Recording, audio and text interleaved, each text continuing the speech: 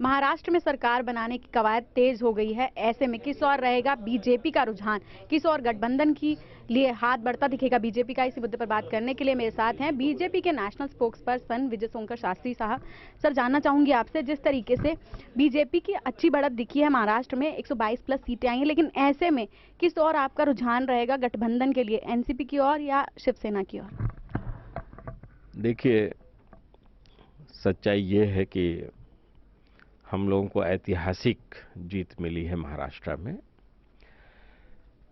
और ये भी सच्चाई है कि वहाँ पर मुख्यमंत्री भारतीय जनता पार्टी का होगा। बाकी किससे गठबंधन होगा, कैसे गठबंधन होगा, कब होगा, अभी इस संदर्भ में कोई निर्णय नहीं लिया गया है। अगर कोई इस संदर्भ में निर्णय लिया जाएगा तो आप लोगों को सूचित किया जाएगा। एनसीपी की अगर बात करें, एनसीपी बाहर से समर्थन देने को तैयार है, ऐसे में एनसीपी की ओर हाथ बढ़ता दिख सकता है? देखिए, राष्ट्रीय और अंतर्राष्ट्रीय वातावरण में काफ़ी परिवर्तन आया है। नरेंद्र भाई मोदी जब से प्राइम मिनिस्टर हुए हैं, देश में भारतीय जनता पार्टी की जब से सरकार बनी हुई है, तो एक बहुत परिवर्तन आया है।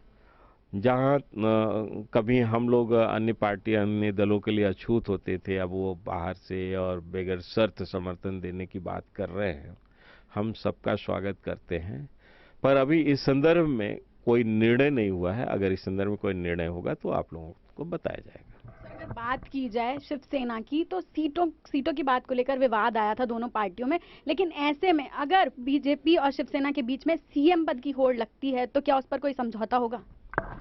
देखिए, शिवसेना से हम लोगों का विवाद का कारण क्या था, क्या नहीं था, ये अलग विषय है। वहाँ सिर्फ सीटों की भी बात नहीं थी, और तमाम और भी ऐसी बातें थी जिसकी वजह से मीडिया में सब आया हुआ है।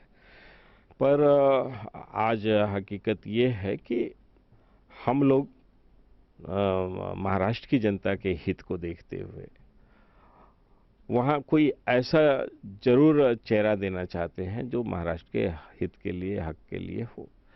अब वो सर्वसम्मति से पार्टी में जिस प्रकार से तय हो जाएगा होगा, अन्य लोग भी उनके साथ काम करेंगे, ऐसा मेरा पूरा विश्वास है।